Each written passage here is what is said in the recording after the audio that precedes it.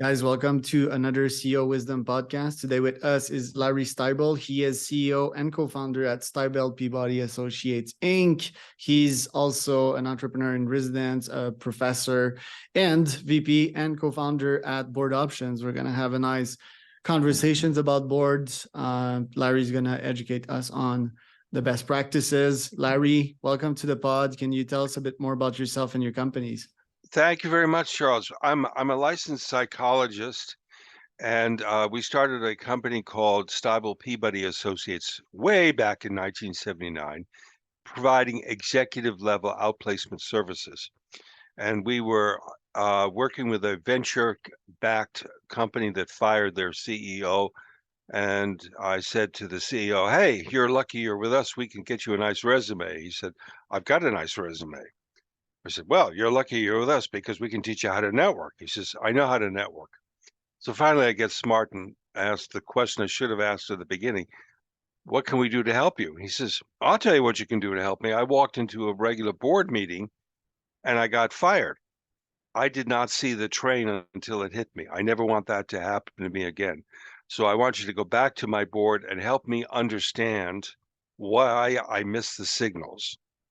And so that got us involved with looking at board dynamics, board CEO dynamics.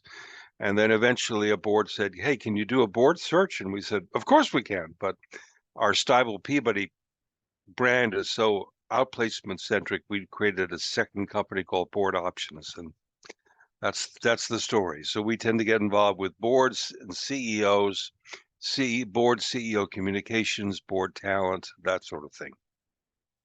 You probably view the world with psychology lens. I'm also somewhat that way. I'm a strong student of psychology, and I view every market reactions as a human/psychological one first. How do CEOs and board members view the world? With what lens? What lens do they put on to make decisions? You know, my experience is when you get venture capital or private equity on the board of directors, you have a very different board, and they're governed by an exit strategy, and we need to grow EBITDA by a certain percentage. We have a goal of X years, and the founder may not, may have said the right things, but it's difficult to that's difficult to incorporate that lens into every decision that's made. But you have to do that once you're on that kind of board. So again, with the CEO, like how do their objectives differ? And you can bring back the story of the CEOs that was fired by his board. Yeah. Why were they so misaligned is more my question. I'm going to tell you a story, then I'm going to explain how it fits. When Princess Diana married Prince Charles, she was invited to meet the Queen of England. And the Queen of England says, "Your life is now going to change because you are a royal. I want you to know that I'm here to help you." Now, Queen Elizabeth's ideas were very nice, and she wanted to be helpful. But there was a problem here. One is, how can the Queen be of help to Diana if Diana has a problem? The problem is going to be with Diana's son, or with the Queen's son, or the Queen herself.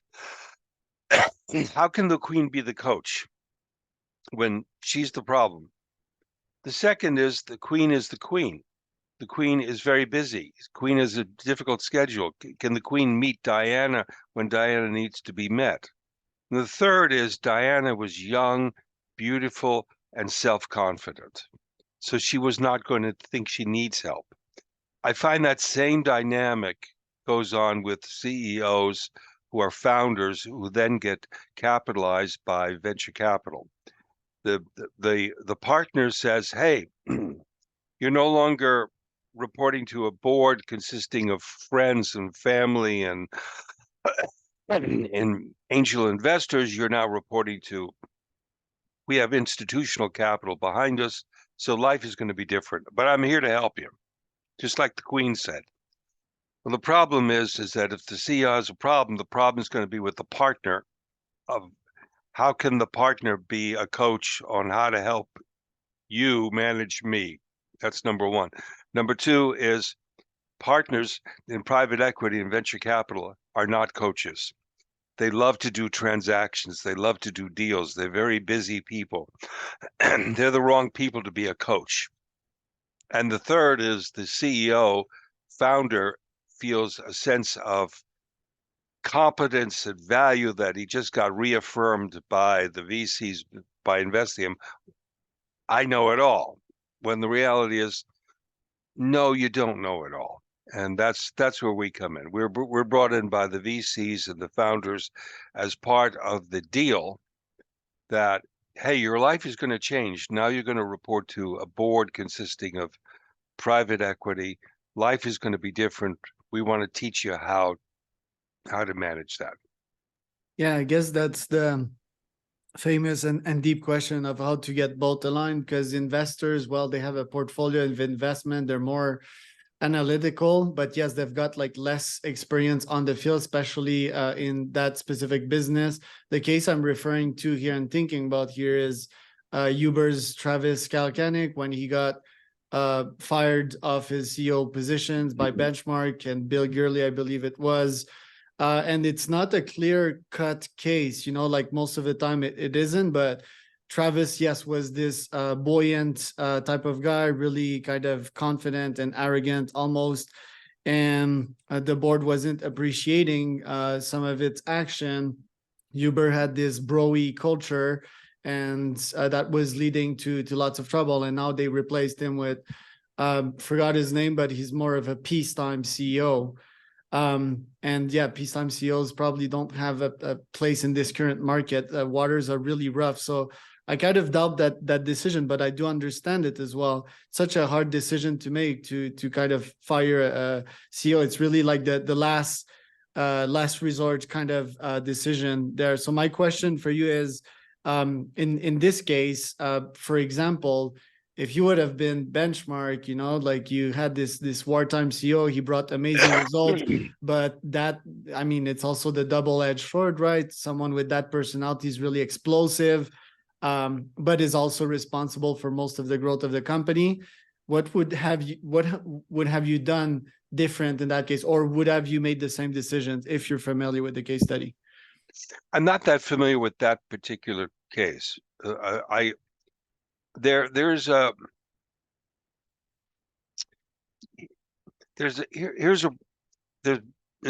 concept in psychology called the actor-observer effect. So, Charles, when I see you do something, I'm going to attribute your behavior to your personality.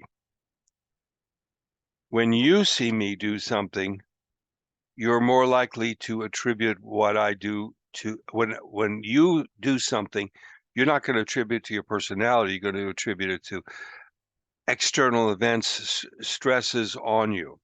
Right. And so there's a difference in perception that I find is the root of a lot of the problems between board members and founders. So let me give you an example, okay? I call this the problem solved problem.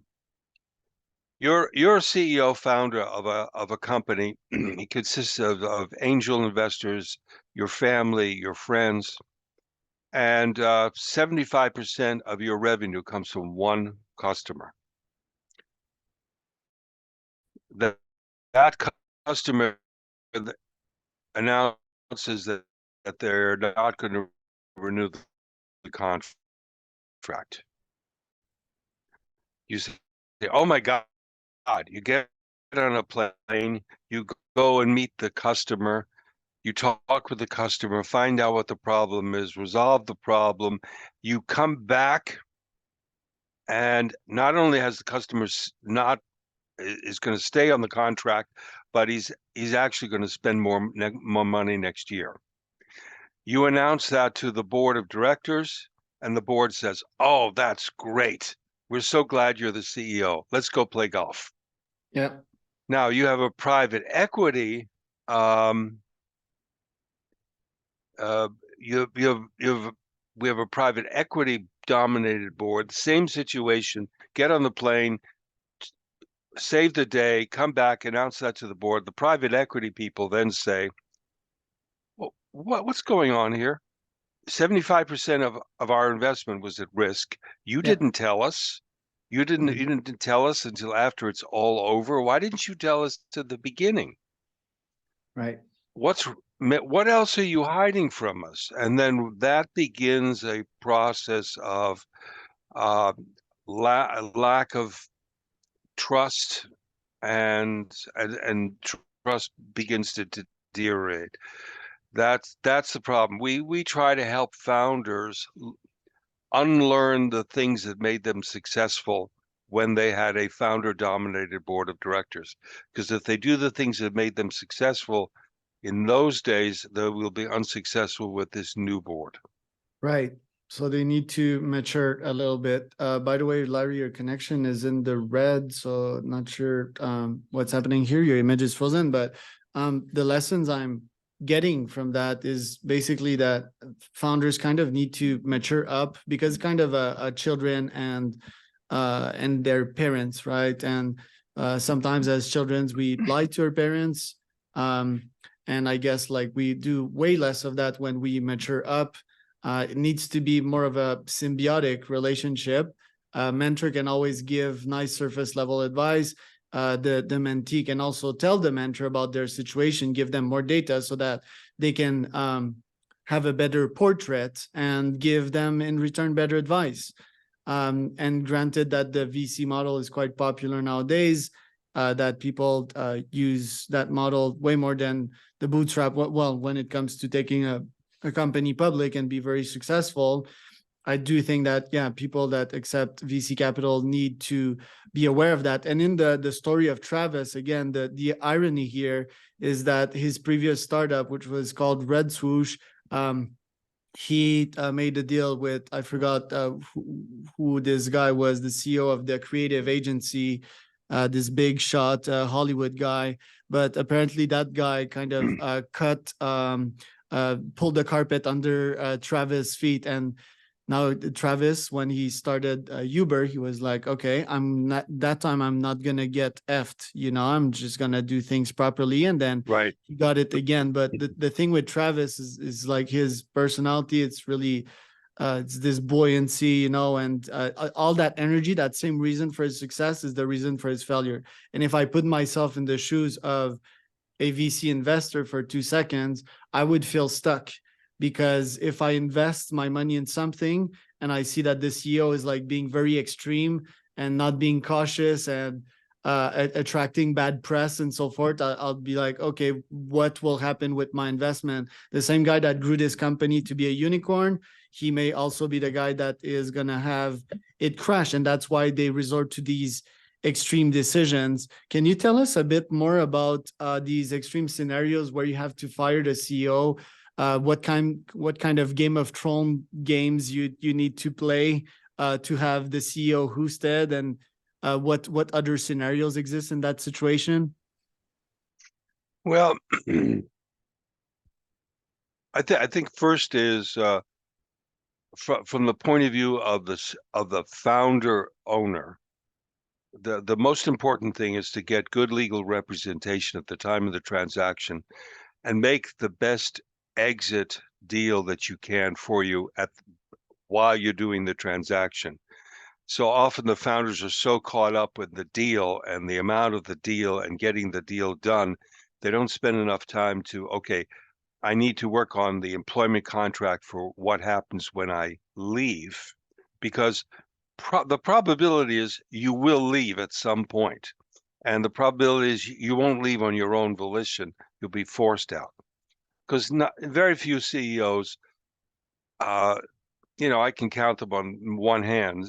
Very few CEOs are qualified or competent to take a company from the startup to the billion-dollar growth mark. just as you have, in baseball, you have certain pitchers that you want to open with and certain pitchers you want to close with. Certain CEOs are better at certain levels of, and so the founder should really get good legal advice to get a solid employment contract. So when the deal is, if they do fire him for reasons not of cause. And that includes the severance, that includes executive level outplacement, and that includes being really clear about the non-compete agreements. Right. And also the PR, because as a founder and CEO, if you're hosted of your company, I think there's a huge ego part to it. It's like my baby. This is my company. How can you do that to me? But it's also the PR backlash, like if you're fired from your own company, that who will want to work with you afterwards? Thinking about it, like I can only think of like one CEO, I think that founded his company and took it public. It's the Airbnb's founders, and there's Zuckerberg as well, but he's not CEO of Meta. I think he kind of pulled away. There's Bill Gates as well, but I think all of these guys they were smart enough to outsource the role before. I'm quite surprised to hear that as well, because don't they know that they're not so good at the CEO position? Like me, I want to outsource most of my companies to COOs or CEOs. I know that I'm not the best CEO or COO. I'm mostly a fire starter, kind of. So aren't humans aware of that generally, or are they're so like stuck up in the details that they're not aware of that? You're getting into something about, I think, the American culture, and you're French Canadian, so I think you could appreciate this. Right. If I went to, I'm not sure about French Canada, but if I went to France and I was at a party and I met a bunch of people that were strangers, and I said, "Well, tell me about yourself." I have no idea what would come out of their mouth. Could be politics, religion, philosophy, business. No idea. If I go in any city in the United States and talk to any American that I don't know, and I say, "Tell me about yourself," I can predict that the first thing will come out of their mouth is their job title. Yep. I'm the CEO. In Canada too, by America, the way. in America, you are what you do. Yep. This is not just your job, it's who you are. And so it's difficult to make changes. This is not about founders, it's about human nature. You see this all the time in family businesses. I'll tell you a story that I think illustrates the point. A private equity company brought us in to coach the CEO founder. They really liked him, but he wasn't doing a good job. So I'm working with the CEO, and he's got to make a presentation to the board.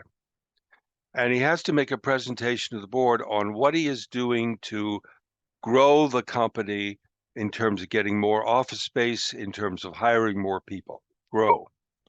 And so he created a Gantt. He was an engineer from MIT. And like any good engineer from MIT, created a Gantt chart with 17 slides showing all the details that he is doing to get to this point. And I said, "No, I don't think you should show the Gantt chart. I don't think you should show the 17 slides. I think you should say the following. I understand your urgency in growing the business. I understand your urgency of growing X number of square feet and Y number of new hires. I share that urgency. We're moving in that direction.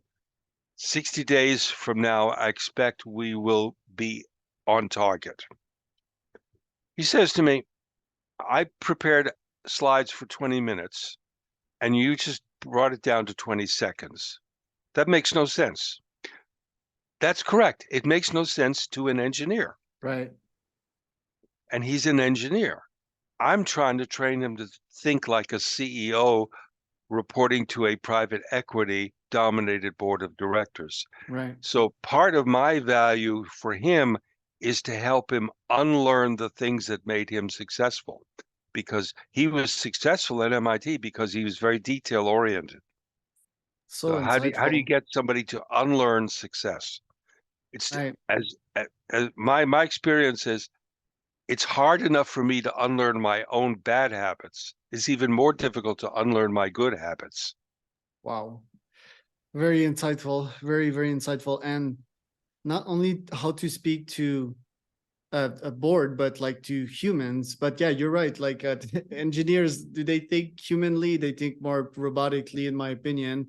They're very analytical, but very insightful. Am I right to say that like the more you grow a company, the more political it becomes? Well, of course, because you have more people with more different vested interests going. In the final analysis, the CEO of a private equity dominated company has the title CEO, but is really the COO. The Hmm. strategy was set by the private equity firm that that the that owns the company. Okay. And it's the job of the CEO to execute on that strategy.